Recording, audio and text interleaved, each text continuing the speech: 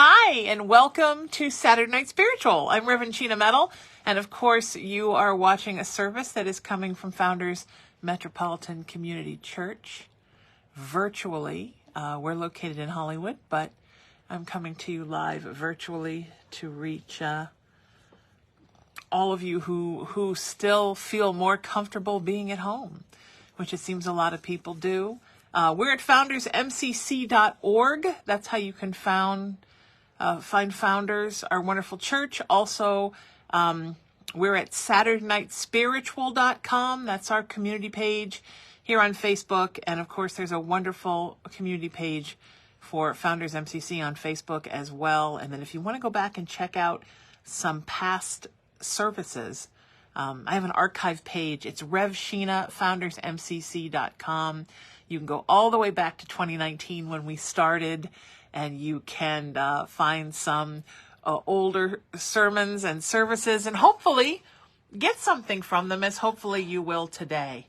This is a strange week. I think that even if you, like I, have a job where you work all year round, I don't really have a summer per se. There's something about the end of summer that hits us in a very reflective and introspective way. And it's definitely a time for cherishing what is good in our lives, and it's also a time for letting go. And it's not easy to let go. And I'm going to be talking about that a little bit more later, about how it's not easy to let go. But how letting go is important. It's part of the cycle of life, right? We're born and we die. And everything is a cycle. And we're supposed to, in our lives, as we grow and change and evolve and become enlightened, we're supposed to accumulate more things, and we're supposed to let go of some things. And part of that, a big part of that, is your spirituality. And I talk about this every month during Saturday Night Spiritual. I'm so blessed to be here, and I'm so thankful to everyone at MCC and at Founders MCC, especially our wonderful senior pastor, Reverend Keith Mazingo, who allows me to do this every month, and everybody at the church who allows me. It's such a beautiful place, and it's so much my home, and I'm so happy to be a part of it. Your spirituality is ever evolving. Someday I'll do a whole service just about this, because I think I touch on part of this every month, that your spirituality is ever evolving.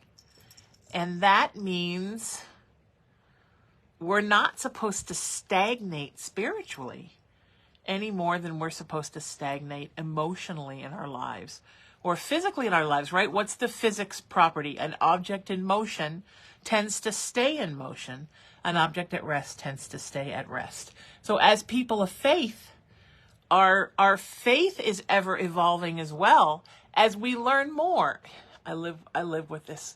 It's the here we go. It's the Saturday Night Spiritual's littlest deacon, Brother Cullen, coming for a visit.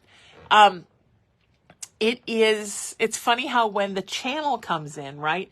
When we're closest to spirit, oftentimes that's when our furry children decide they need love, because they can feel that beautiful energy from spirit, from God, that beautiful warm light that comes in, and they want to be a part of it, because animals, unlike us, don't have any problem being creatures of faith. They understand that all is good with them and the universe and God. We're the ones that have a hard time with it. And part of that is the ever-evolving spirituality. Now, as I said earlier, I'm the interfaith pastor here. And what interfaith means to me is that you participate in the everything. You're a part of the whole. You're a part of the spiritual isness that is happening everywhere in the universe and that is happening here on the earth. And that's a very interesting thing, because we grow up, most of us grow up in a church with this idea that our lives are about God. Yet so many things about the church are about the earth plane. You know, who brings the cookies? Who's following the rules? What church are you going to? All of these things are beautiful and wonderful, but they're all earthbound concepts. The spiritual concept of church should be getting in contact with God. And God is everywhere. God is in theaters. God is in your home. God's at a birthday party. Yes, God is in church. God is also outside in nature, in your favorite place, in the ocean. I live a quarter of a mile from the ocean, and I have to tell you, I drive by down PCH every single night before I go to bed. I get in my car and I take a half-hour trip up and down PCH. And if you ever wondered if God was in the ocean, you would not if you drove past the ocean at night and felt all of that universal energy coming out of it. So for me, interfaith is being in the middle of all of that. It's finding God everywhere. It's never knowing when I'm going to find God. And then it's loving going to the churches and participating in the earthbound ceremonies in celebration of God. And I like everybody's. I always bug all my friends. When are we going to church? When are we going to synagogue? When are you going to mass? I'm coming. That is, for me, the biggest property of interfaith. So as you're watching this service every month, I don't want you to feel like you don't belong here. If you're a Christian, if you're devoutly Jewish, if you're devoutly Muslim, if you're devoutly Buddhist, if you are a Hindu, if you're part of the New Age community, if you consider yourself agnostic or even atheist, you still belong here in an interfaith service. And this is what I like to call a universal, light-based, love-filled service for everyone. If you believe that everyone has a right to be part of that whole, and that the only difference in you and somebody who celebrates or practices a different religion is in the way you do it. But we're all doing it to serve God, and we're all doing it to make the earth a better place, because our heavenly home and our earthbound home are both very important.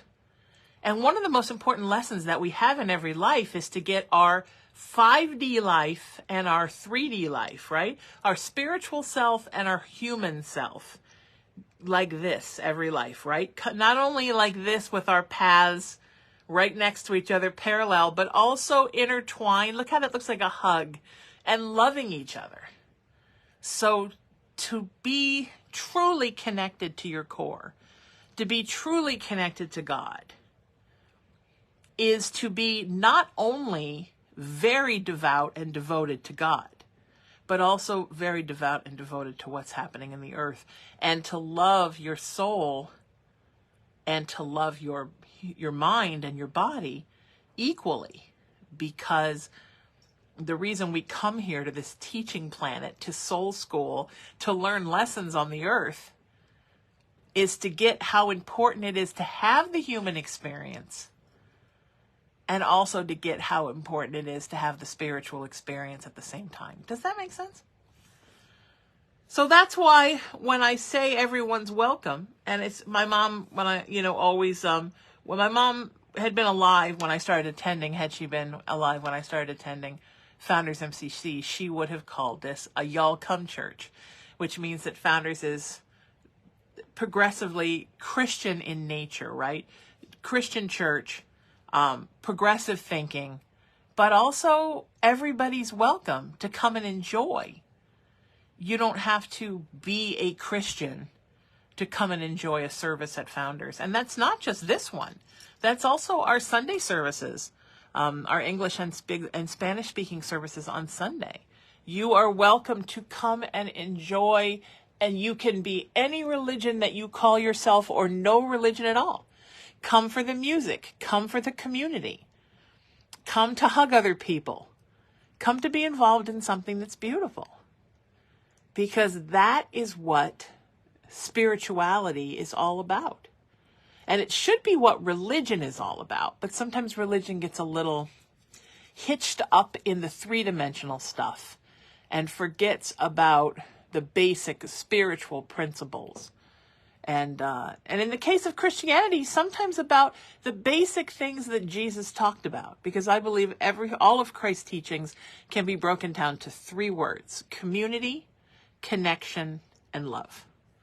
Everything is about building community, being here to benefit your fellow earth creatures, being connected, right? Connection to spirit, connection to self, connection to others, connection to the earth, and then love. I mean, Jesus talks so much about things that can all be broken down to properties of love. So that's why as you're going through this crazy time of the year, and especially this year for people who follow astrology, we've just gotten out of a major Venus in retrograde, which means haywire things in all of your interpersonal relationships. And sometimes even within your own thinking and your own heart about your interpersonal relationships. Venus in retrograde can be tough, and this time of year can be tough. And it's turned into kind of a very intense and introspective time for us all, which is why I picked this today to be our service title. It's not easy letting go, because it's not. It's hard to let go of so many things, right? It's hard to let go of people, ideas, things we tell ourselves about ourselves. All of these things are difficult. And as it applies to, as I said earlier, just kind of wrapping up talking about New Age spirituality, you have to be fluid. We're learning so many things about the fluidity of sexuality, of gender, of intellectual processing. Well, your spiritual palette is fluid as well. And that means you can fall in love with something at any time from any religion and decide that you want to incorporate it into your spiritual palette. As long as you walk in the light, because all paths paved in good lead us to the light. So as long as you are walking a path of good, a path of light, and you are serving the light, serving spirit in a beautiful way, anything you get into, anything you decide you want to do, love it and enjoy it. So I'll tell you a little story about that. I probably should tell the story at holiday time, but I am a donor baby, a sperm donor baby, from back when nobody talked about it, back in the dark ages of sperm donation. And so I never knew who my father was. And my mother and I always assumed my mother's 100% Irish. I now know that because I've done the 23andMe. My mother and I always assumed that my father was Jewish, because Jewish people would find me on the street and claim me as their own. So to be supportive of her Jewish child, my mother bought me, I have dreidels and menorahs and all kinds of Hanukkah stuff that I would put out with my Christmas stuff, because I believe that was actually the identity of my other half. All the while being a little Irish Protestant girl who was obsessed with Catholicism, and especially obsessed with Catholic saints and with going to Mass, which I always thought was just part of my Irish, because so many Irish people are Catholic and so few Irish people are Protestant, that I guess I thought that I missed out, and that's why I was so into Catholicism. So meanwhile, the 23andMe comes in, right? Turns out, I don't know when my mom's family converted to Protestantism, but we're not from Northern Ireland. We're from Southern Ireland. And my father was not Jewish. He was 100% Italian. So all the while that I thought I was a Protestant Jew, I was actually a little Catholic girl, which explains why I was always so obsessed with the thing with the incense that they would sway, and just studying the saints and collecting, like right over here in my office, there's a curio cabinet and it's just full of statues of saints. And, so there you go. But that was something that I incorporated into my life. So now I know I'm not Jewish, but I have a tremendous love and respect and admiration for Jewish people and the Jewish faith. So do I still put out my dreidels and my menorahs? Yeah, are you kidding me? I love them. And Catholic saints now. And maybe I'll get a Catholic incense burner from the Catholic bookstore, and I'll wander around on Christmas and just spray that incense everywhere. That's how your palette can change. And you don't have to be something in order to love it. I love the way a menorah looks. I love the idea of lighting the candles on the 8 nights. I love the story of it. Is it my family biologically or how I was raised? No. But I absolutely love it. And that's the beautiful thing about spirituality, is that God doesn't just want us to believe. God also wants us to explore. and to incorporate and to find the things that we love and grab onto them. And sometimes with that comes the letting go. And part of the letting go is the letting go of ideas you were maybe raised with in your religion that told you it wasn't okay for a Christian girl to have a dreidel at Christmas, or it wasn't okay for an Irish Protestant to have a secret curio cabinet full of saints that aren't a secret anymore. It's okay to explore and to grow and to expand and to figure out what it is that makes your soul happy and how it is that you serve God. And then go ahead and do that thing. Because the most important thing is that you do it. You know, I have so many friends that are part of the spiritual world, and they want to be spiritual practitioners. They want to have a spiritual practice like I have and work with people and help and heal people. But they just don't do it. And they take class after class, and they've got all these certificates, and they're masters at this and masters at all this stuff I don't have. But they're not actually out doing it. And that's the thing. Any kind of education, certificates, degrees that you want to get to make yourself feel great and educated and learned, and that's fantastic. And all the books you want to read and all the videos you want to watch and all the studying that you want to do, fantastic. But what are you doing with it? Are you getting out there in the real world and helping people every day? Are you taking these gifts that Spirit has given you, that your higher power has dropped down into your crown chakra and bestowed upon you? Your crown chakra is right here. What are you doing with it? Are you using it to make the world a better place? You know, I do a radio show once a week called Raising the Vibration, and it was started because of a nonprofit of the same name that I started after my mom died to honor her. And the main theme of that show is having people on and then talking about what are you doing to make the world a better place? And wow, that's something we should be asking ourselves all the time. Now, here's the trick, and here's what we're talking about today. Part of really becoming that engaged, connected being of service is being your best you, right? You do better when you're feeling better, when you're performing better, right? When your car is tuned up, it gets better gas mileage because things work better when they're working.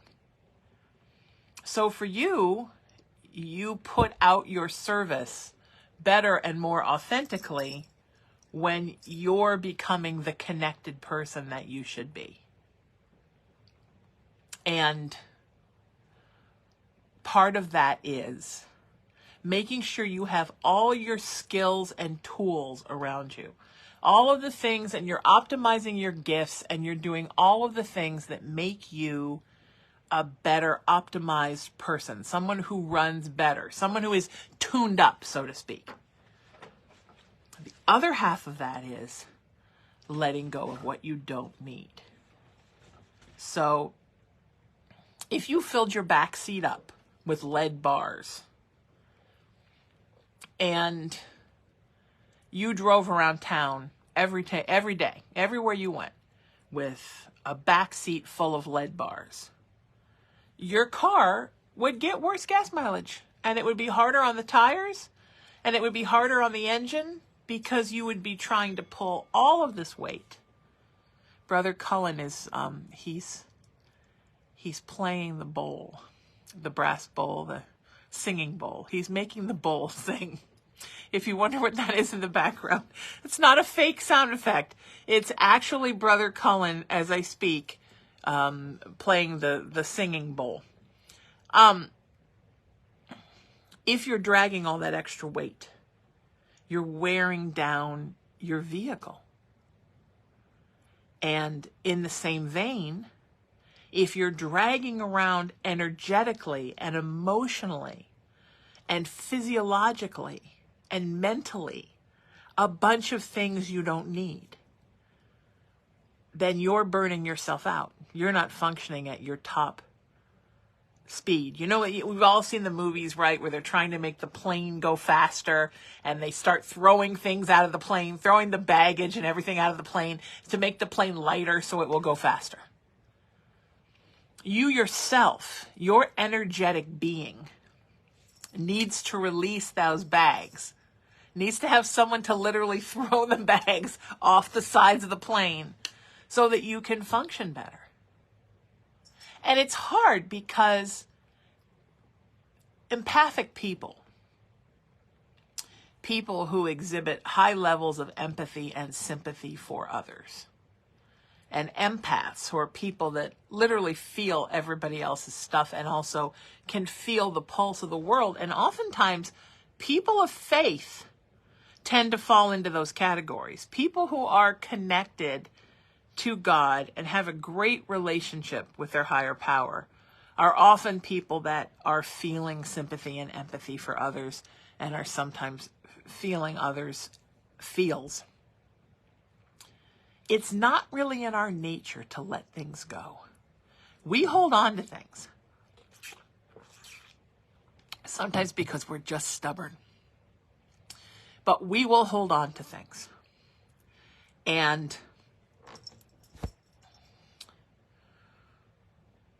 we will hold on to things until those things begin to tear us apart. And sometimes still we will hold on to things. And I think sometimes, with completely good intentions, we believe that's what Spirit wants. We think that Spirit wants us to hold on to all of these things, to never forget, to always remember. But that's not how it works. It's the opposite. Spirit, higher power, God, universe, goddess, great spirit, source, whatever you want to call our higher power, whatever you want to call the universe, they want us to live our most connected, most optimized life. And that comes from getting rid of what we don't need. Sorry, sometimes when I speak a difficult truth, my throat chakra gets a little funky. Or maybe it got attuned, as someone said in the chat, from Brother Cullen playing the singing bowl. Isn't that, he likes to get in there and he puts his head down and he runs his tag, his metal tag, around the rim until it sings. He's quite a guy. So, yes, it's not easy to let go. Man, it's hard. It's hard to let toxic people go. That's why we still have so many toxic people in our lives. If it was that easy, you know, I see sometimes people who work in different communities, right? Healing, wellness, health, life coach, narcissist abuse recovery communities. And they'll say it like it's so easy. Like, you just have to block and ignore all the people that are bad for you. Well, wow, that made it sound easy. That's like, hey, Reverend Sheena, you just need to stop eating and you can be really skinny. Well, that made it sound really easy. Why didn't I think of that? It's not easy to let go. And don't let anybody tell you that it is. And there's all kinds, right? There's letting go of people that are toxic. There's letting go of grief. Now, you don't have to forget grief, but you have to let it go to the point that you can't allow it to drag you down, right? There's letting go of memories of trauma. That's a bad one. We hang on to that. We hold our trauma to us like a blanket. My mom saw a really great psychologist once when she was trying to recover from the trauma of being raped and getting pregnant and my grandparents taking away the baby without her consent. And the doctor said to her, you need to stop holding that trauma out in front of you like a banner, because you hold it out in front of people so it gets to them before you even do. And you know, when she stopped, she listened to him. And when she stopped, her whole life turned around. A lot of her depression disappeared because she was holding on to this trauma. So yes, trauma's got to go. Also, negative thoughts about ourselves. We hold on to so many negative thoughts about ourselves. And think about this, because, you know, tonight I'm doing this service for my wonderful church that I belong to, Founders MCC. And we're a Christian church. So let's use Jesus as an example. If you were sitting down and you were having a conversation with Jesus, or for my more Eastern friends, Buddha. So let's say you're sitting down and you have Jesus and Buddha, and you're telling them things that you're having trouble letting go of. Negative thoughts in your head about you. How do you think they would respond? Do you think Jesus would be like, oh, yeah, that's right, Sheena, you're worthless? And then Buddha would say, oh, yeah, Sheena, you're right. Nobody loves you. I mean, no. And that's the thing, is that we worship, right? We follow, we pray to these prophets and deities and higher power. Yet we allow our head to be filled with these negative thoughts. Do we believe that's how God would answer? If you said, am I worth anything? God would say, well, sometimes. No, of course not. That's an earthbound concept. That's something that we put in our own head. We do that to ourselves. That is nothing that has to do with God. That is not an answer you would have gotten from Jesus. That's not something that Buddha would tell you to do. There is no great Buddha proverb where Buddha said, you know, you are crap, the Buddha.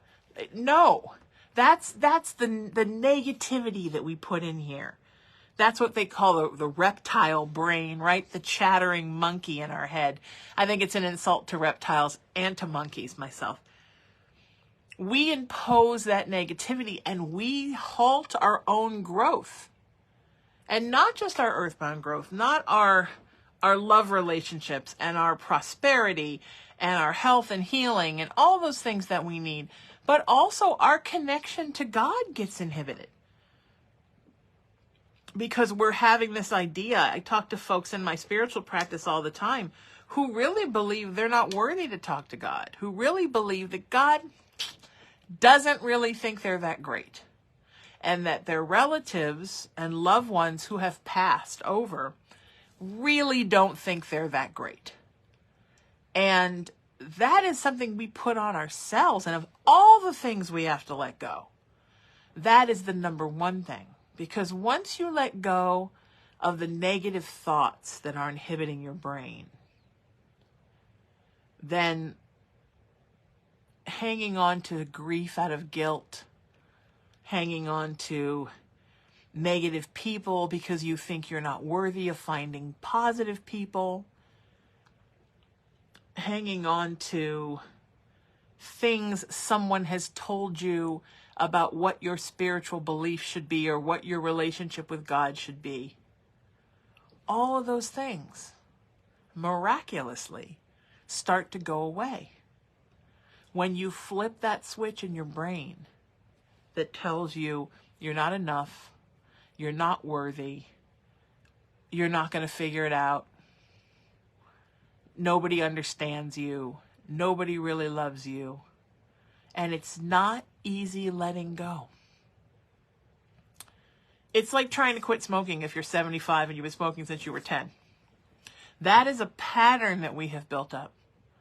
That negative thinking, that thinking you're not good enough, that feeling like you have to push everybody away because you're not deserving, that feeling like you have to run and hurt somebody before they hurt you. All of that comes from this little switch that is not flipped. in our brains. And it is so important that we learn to reroute our thinking. And I always say, and you've probably heard me say this here so many times, that you have to switch your life from a glass half empty perspective to a glass half full perspective. If you think you're not doing enough, if you think your life is not that great, if you're focusing on all the things you don't have, stop where you are, turn around, grab a piece of paper and a pen. For millennials, the notes in your phone. Start writing down everything good that you've done and accomplished. And when you look at that list, it's going to blow your mind. Because the negative thinking has told you, you're all right. When you see what you've done and what you've done for the world, you're going to realize that you have put that limitation on you. You have not let go of those negative thoughts. You're great. And the only thing stopping you from believing it is you, or perhaps negative, toxic people that you need to tell to hit the highway. Does that make sense? You have to stop thinking of your life and of yourself as someone that things happen to, and start thinking of yourself as someone that things happen for. And you need to, as Buddha would tell you, switch from a scarcity consciousness to an abundance consciousness. Everything that you need in your life is at your fingertips. You know? But one day I remember my mom was on a cane. She was very embarrassed about being on a cane. It was such a big deal for her. When I hurt my knees in 2018, I walked with a cane for a year. And I didn't like it. And I'm like, woohoo, I wish the cane was back. But I certainly was not as horrified at the thought of it as my mother was. And I also wasn't, 80. So she said to me once, I said to her, the town that I grew up in has one of the biggest senior centers in the country. And I said, why don't you go to the senior center and just find some classes on art or all the stuff that you love and just get involved in something. And she said, I can't go there. I'm on a cane. And I said, Mom, I have friends who are literally quadriplegics that go to red carpets and they tool around in their wheelchairs on the step and repeat, and they're fabulous. There are people that have written books that they literally can move that. So you can't use the excuse that things have happened to me in my life, therefore I can't do anything. You have to, as we talked about at the beginning of the service, you have to be the object in motion that stays in motion. You have to always be thinking of when your next thing is, and what's your next contribution to the world, and what's your next bit of service. What hit are you getting from Spirit that this is your next bit of service? Continue to build the positive memories, the positive experiences, doing the positive work for the universe, and then letting go of what you don't need. So you're building your good pile and you're diminishing your negative pile until those things don't rule you anymore. Right?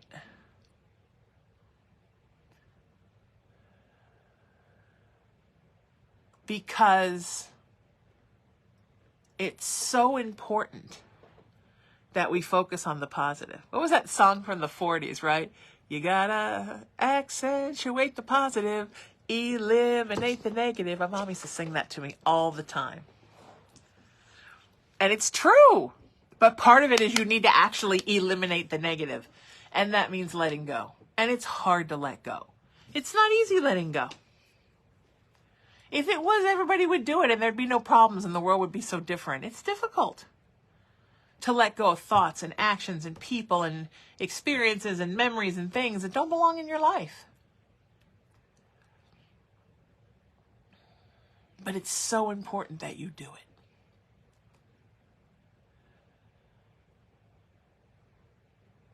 it. Because as you let go of things, there is a literal metamorphosis that happens. And there are all these parts of you that can't come out. All these parts of you that aren't coming to the surface. Because the surface is all the kind of pond scum of negativity that you need to skim off and get rid of. You know? Because like we talked about at the beginning of the service, our lives and our spiritual path and our path with people and our path to enlightenment and evolvement and vibrational ascension are all supposed to be in motion all the time. So that means things are supposed to leave and things are supposed to come in, right? You've got a half a pound of turkey, 4 apples, and a pickle in your fridge. You're supposed to eat those things and then get new things. And that's how it works. You know? Pastor Keith is posting an important message. Everybody read about tomorrow. And information about services for tomorrow. And if you would like to donate to our church, please do. I like to say, please help us to help you to help others. You donate to us, and then we use that to help others. So technically, you're helping others. I think the easiest way is to text 77977, also foundersmcc.org. I would be grateful if you would mention that you enjoy Saturday Night Spiritual, because it's nice for everyone to know that you're enjoying this. And please come down or virtually watch one of our Sunday services or all of them, because they're wonderful. And we have a fantastic YouTube page, and they're always here on the Facebook page, Founders MCC. There's a lot of good stuff happening here and a lot of good things for you to discover, and messages and wonderful people. Pastor Keith, who does the English speaking on Sunday, Reverend Alejandro, who does the Spanish speaking on Sunday, both such wonderful humans, and so much you can learn from them every week. This is such a wonderful place to be. And I'm so glad to be able to bring this to you the second Saturday of every month. It's an honor and a joy. Please find us at SaturdayNightSpiritual.com. Please find us at FoundersMCC.org. That's our community page, is SaturdayNightSpiritual.com. And please join up. It's a Facebook page. And then I've got an archive page off of my website, which is SheenaMetalSpiritual.com. And the direct archive page is Rev Sheena, FoundersMCC.com, and you'll see the different services, and you just click on them and you can watch them and see the wonderful people. Next month, I'm hoping to do like kind of an interactive show with a bunch of people. We did that a couple of months ago as a memorial from this service to my wonderful friend, Reverend Steve Peters, who passed in the summer, who is the reason that I'm here at Founders MCC.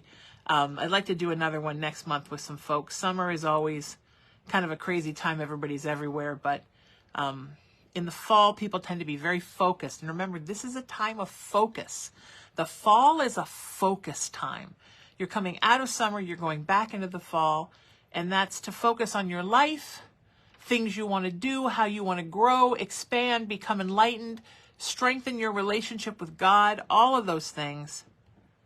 Such a wonderful time for all of that. So I thank you all for being here, and it's an honor to be here with you. I'm very accessible. If you go to my website, SheenaMetalSpiritual.com, you can find my email address. You can find my phone number. Text is the easiest way to reach me. Please reach out if you need someone to talk to. I'm here if you need someone to tell you everything's going to be okay, or keep going, or stay positive, or don't give up. Literally, that number is this is my cell number, 818-437-0886. For me, part of being a minister is being accessible as much as I can be. And please get more involved in the service and also in everything that Founders is doing. Tom Rossi, Deacon Tom Rossi from MCC UCC in the Valley, enjoying this service. Thank you, Deacon Tom. I'm such a fan of what Pat and everyone out at Valley MCC UCC is doing. I threatened to go there and guest pastor. That may happen someday. I am so, what a great bunch of people, and every experience I've ever had there has been wonderful. Okay, but I always leave you with a poem. And it's funny because I never plan the poem. It's not like I have poems everywhere to just pull from. And I literally sit down. This is how God works. I sit down and I type in a couple of keywords. And I swear to you, almost always the first poem that pops up is perfect. So this one is from an author who only identifies themselves as E.H., but it's so beautiful. So here's what we got. And think about if this applies to you while you're hearing this. Hold on, hold on, hold on, they said. You're a dandelion in the breeze. Look what the winds of change have done to all these autumn leaves. Hold on, hold on, hold on. This big wide world is not for you. Hold on for long enough for the last gust to dance on through. So I held on, held on, held on. They said that's how you know you're strong. But not until I wilted did I notice something wrong. I thought holding on was bravery. But when the winds of change did blow, sometimes it's even braver still to let go, let go, let go. I'm Reverend Sheena Metal. This is Saturday Night Spiritual, coming to you live from Founders MCC. I love you all, and I'll see you next month. Let go. I love you.